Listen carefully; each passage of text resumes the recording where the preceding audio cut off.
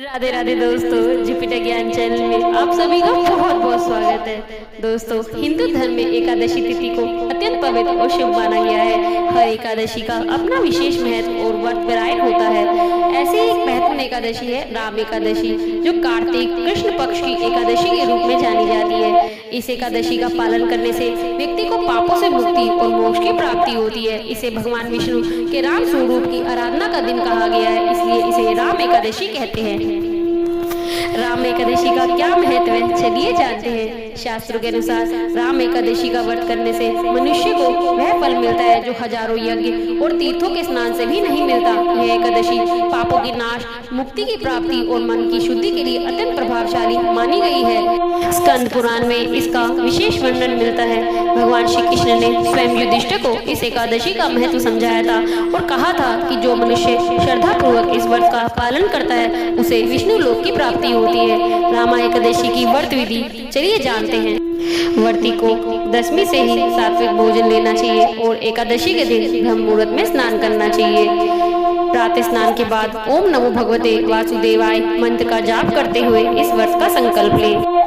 भगवान विष्णु की मूर्ति या चित्र को गंगा जल से स्नान कराएं, पीताम्बर पहनाएं और तुलसी दल, पीले पुष्प, धूप, दीप, नैवेद्य से पूजा करें। पूरे दिन उपवास रखें। जल अथवा फलाहार लेकर दिन भर भजन कीर्तन करें। भगवान का नाम जपते हुए रात में जागरण करने से विशेष पुण्य प्राप्त होता है।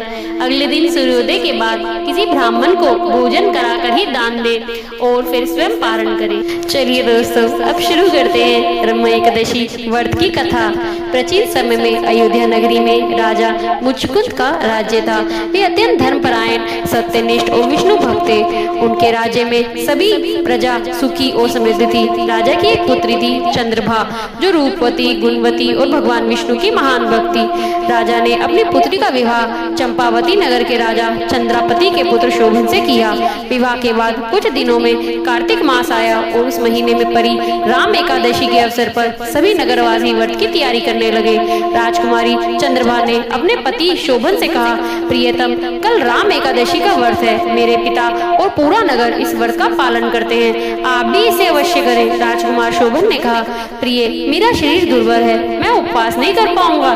तब चंद्रभा ने कहा, समझाया, यह व्रत बहुत ही पुण्यदायी है। जो इस दिन व्रत रखता है उसे स्वर्ग की प्राप्ति होती है। भगवान विष्णु स्वयं व्रती की रक्षा करते हैं। पत्नी की बात सुनकर शोभन ने व्रत का संकल्प लिया, परंतु दुर्भाग्यवश उपवास के कारण वह अत्यंत दुर्बल हो गया और अगले दिन प्राण त्याग दिए। वर्षों बाद जब एक बार चंद्रभा अपने पिता के साथ पंद्राचल पर्वत गई तो उसे वहाँ एक दिव्य नगरी दिखाई दी जो स्वर्ण से बनी थी। उसी नगरी में उसका पति शोभन देव स्वरूप होकर राज्य कर रहा था। चंद्रभा ने पूछा, प्रभु, आप यह दिव्य राज्य कैसे प्राप्त किया? शोभन ने कहा, प्रिय, यह सब राम एकादशी व्रत का फल है। यद्यपि मेरा शरीर उस वर्ष से नष्ट हो गया था, परंतु मेरी आत्मा को स्वर्गीय वैभव मिल गया। अब मैं इसी लोक में दिव्य जीवन जी रहा हूँ। यह सुनकर चंद्रभा ने अत्यंत प्रसन्न होकर कहा, व्रत का इतना प्रभाव है कि मृत्यु भी जीवन का वरदान बन जाती है। भगवान विष्णु ने प्रकट होकर कहा, जो व्यक्ति श्रद्धा से राम एकादशी का व्रत करेगा उसे संसारिक दुखों से मुक्ति मिलेगी और विष्णु लोक प्राप्त होगा। दोस्तों, इस व्रत के अत्यंत लाभ हैं। यह व्रत पापों को नाश करता है, मन की शुद्धि और आत्मिक शक्ति देता है, कठिन जीवन संकटों से रक्षा करता है। भगवान विष्णु की कृपा से मोक्ष और वैकुंठ धाम की प्राप्ति होती है। परिवार में सुख, समृद्धि और सौभाग्य बना रहता है।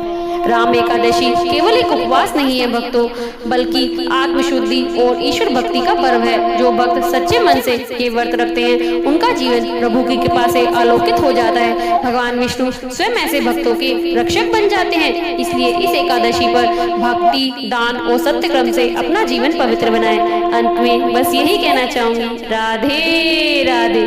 चलो अगली एकादशी की कथा में मिलते हैं, तब तक बाय बाय।